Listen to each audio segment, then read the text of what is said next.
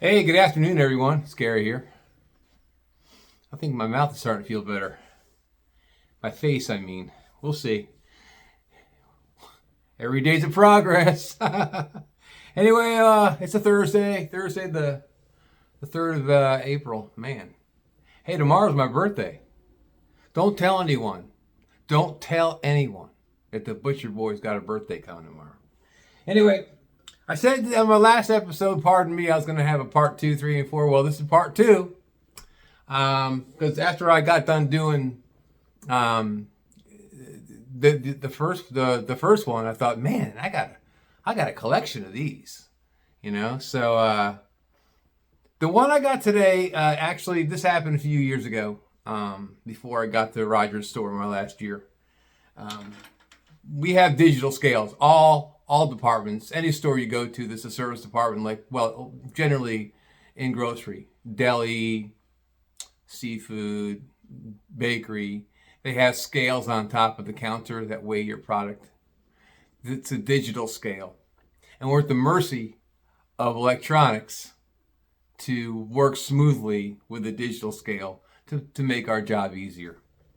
And your job easier. You want something, we put it on the scale, we weigh it, we spit a ticket out, it spits a ticket out for us, we package your product and hand it to you. Thank you, have a nice day, come back soon. You know that process. Anyway, so this one particular time, this stuck out to me after I got out doing Pardon Me. That the day the scale went down, I had two things happen to me. I had a new hire, some young guy that I was training, a high school kid. I was showing him the ropes, and the first place you learn it is on the service counter. You gotta learn all the product. You gotta learn what's what in the case. And then I was teaching him how to wait on customers. And it was a Friday afternoon. I remember it because going into the weekend generally gets busier. It starts ramping up on Fridays. The scales went down, not just in my department, but in the bakery, because the bakery department was right next to the meat department. Their scales went down too. It was a power surge, and it happens. So not only was I training this guy, and we had 3 people at the counter, and a 4th one coming up, but the scale went down. We had 2 scales. And I said to my customers, I said, pardon me, folks, but I apologize for the interruption. I said, but my scales had just gone down. I think we had a power surge. I'm going to have to check the breaker boxes behind my meat counter. I know that doesn't mean much to you, but I'm going to I got to fix it. If you have some shopping to do, go on and take care of it. This should only be a few minutes before I get it back up and running. I would appreciate that. 3 out of the 4 people were compliant. They were like, oh, yeah, sure, Mr. Butcher Man. I got plenty of shopping to do. I could circle back around. And there was this one lady, tennis skirt, I called her. Looked like she just got off the tennis court. And she was standing there, looked like what I just said, it did not compute. It didn't go in this ear and out the other ear. It was all scrambled like,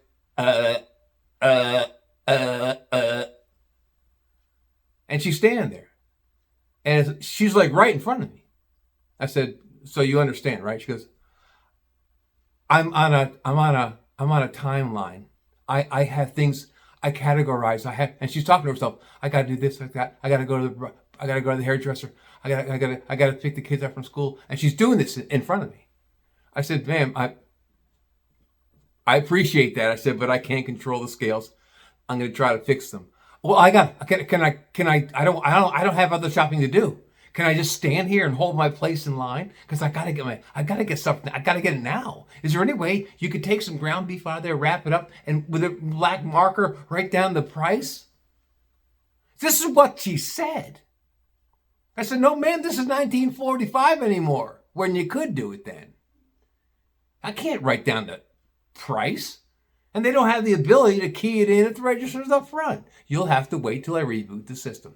Can you please, do you understand that? Well, I gotta go get the kids at school. I gotta go to the hairdresser. And she's doing all this categorizing, all the things she's gotta do. So I let her run. I let her just do her. And I go out and back and in the back hall where all the breaker boxes are, and I open up the breakers, and sure enough, we had a power surge. Well, I hit the breaker. I'm thinking that's going to do it. So I turn the breaker back on. I go back out, try to turn the scale on. Scale's still not coming on. Which now leads to the next problem. I'll just unplug it from the side of the case and plug it back in and then lift the scale up, and there's a reset button on the bottom. I've been through this. And now that before I lift it up, the lady's still standing there. 1 or 2 minutes has passed, max. Are the scales up yet? Are they up? Is the scale up yet? I said, ma'am, it's been 2 minutes. It's a process. Please, be patient. Give me a second. I'm trying to fix this. I'm doing the best I can to fix this. So, I'm lifting the scale up. Now the scales aren't light. The scale probably weighed about 15, 20 pounds. It's like, it's a workout lifting this fucker up. So I'm lifting it up, and I'm thinking, I know it has a reset on it. I know there's a reset under here somewhere. Where's that? Where's that fucking reset? Oh, there's the reset. I hit the reset, put the scale back down, and then I see the light flash on the screen. It's like, ooh, we have power. And she goes, does that mean does that mean? I said, ma'am, it's going to take a second to boot up.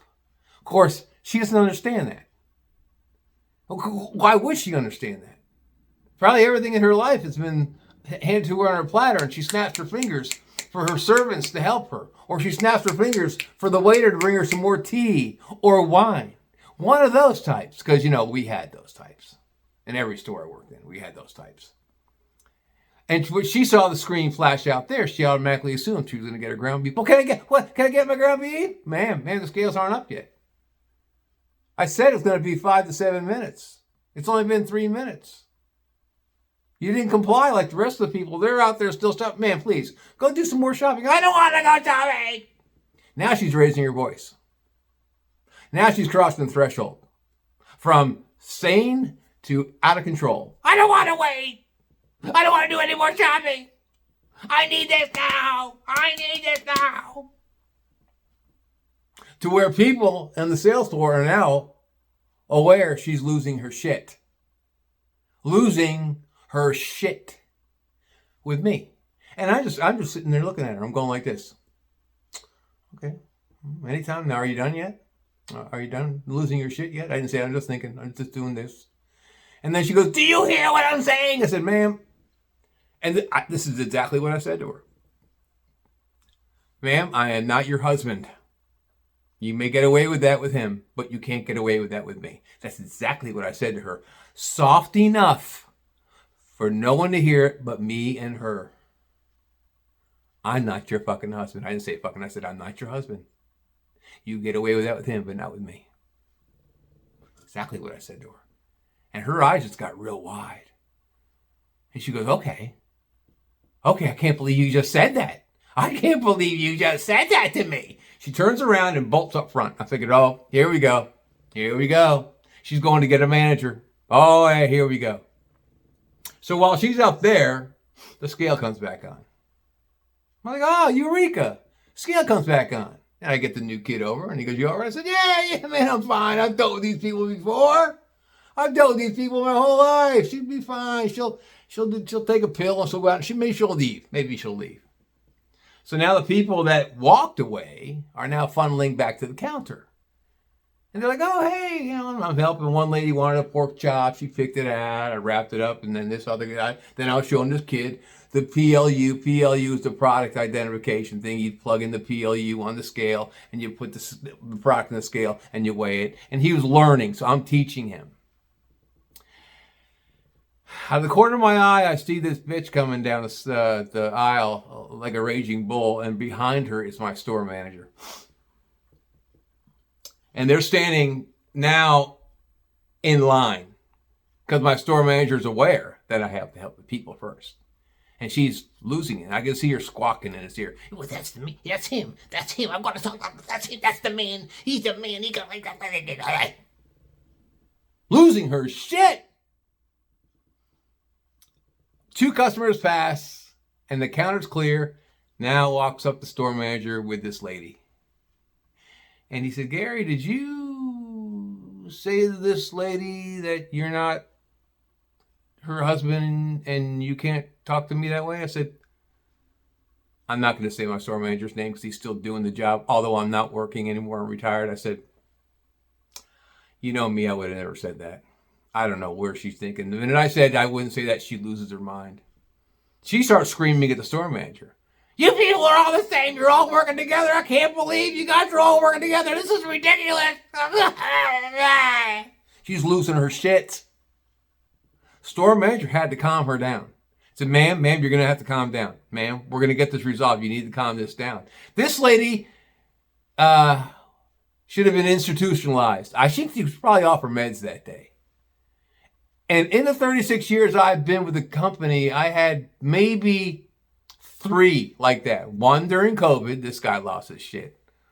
I got to remember. That's right. I got to talk about that ass wipe I had at COVID. That COVID guy. I'll talk about the COVID guy in number 3, in episode 3. This lady was certifiable. Was off her meds. Obviously off her meds. She had way too much going on in her head, and she's starting to lose it now. Now she's starting to drop the F-bomb with the store manager. Now, the lady that once came in the store wanting certain things, well, I have to get the kids. I got to go to the barber. I got, is the scale up yet? Now she's dropping the F-bombs. Now she's acting like my store manager's her fucking husband, too. Because you know the husband, he's one of 2 things. He's a workaholic and never goes home, or he's a raging alcoholic that have to put up with that shit every fucking day. You know the kind. You know the type. I'm sure I'm talking to people out there that can relate. Gary, is that why you're still single? That's one of the reasons. Anyway, but yeah. So now she's dropping the F-bombs, which you cannot do. We were union employees. And in the union handbook, in the union contract, you cannot verbally abuse profanity to a union employee. If that happens, and management is not union, management's aware that that person that abused you with profanity has to be removed from the store in accordance with the United Food and Commercial Workers Union handbook. We are a very powerful union, by the way. Right next to the union auto workers, we are pretty powerful. And so now she's dropping the F-bomb store manager, and now he's not putting up with that shit. Because he was going through a divorce, and I get to see his eyes. I can see his eyes getting fucking bigger, and I can see his face getting redder. And he goes, ma'am, I've tried to help you. Now I'm going to have to ask you to leave the store. What? What? The groceries here. He escorted her ass out of the fucking store. He gets on his little hand walking. He goes to store security, department. And as she's squawking to him, he's store security, wheat department, I need you down here now. She's wearing a yellow hat. Yeah, okay, thank you. Store security was on it now. Go shop somewhere else. Lost her shit. And probably off her meds. Yeah. And that's one for the record books. And I remember talking about that one for a long time. And there were people from different departments that came over and said, Gary, you all right? Is everything okay? I said, yeah, man, I'm fucking right as rain. Because after a while and you're in retail long enough, you learn to deal with all types of people. And this lady, and I'm not going to use the word I want to use referring to this lady because I'll probably get banned from YouTube. But she was one of those. She was bad. Off her meds. And was escorted out of the store over a scale that went down. I'm not going to ever admit my fault. I'm not going to say that I told her that she's not my husband. You're not my wife. You can't talk to me that way. I'm not that your husband. You can't talk to me that way. I'm not going to admit to my store manager I said that, and I held truth at the end of the days. I never said that. I never said that. See, people watching my show out there, worldwide or wherever you're from, you can formulate that Gary is I'm a sarcastic prick. Oh, I can be. I can be edgy. Don't poke me with a stick because I'm the nicest guy alive. You can ask all my friends. Gary's a sweetheart. He's a great guy. But if you fuck with him, he's an Aries. That's my zodiac sign. Aries don't fuck around. We're the first in the fucking zodiac. We are the shit. You push me long enough, I get even with my mouth.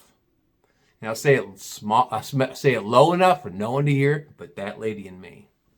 So that's all I got. I'm drinking elderberry tea. Shit's really fucking good, by the way. I tried tea. Better than alcohol. That's all I got. I'm gonna get. I've never done one this late before, but my mouth is getting better. Thanks for asking. I know people are concerned. I know they are. I know I am. Anyway, that's all I got. Until next time, probably I'll catch up to you this weekend. Take care of yourselves and each other. Peace out.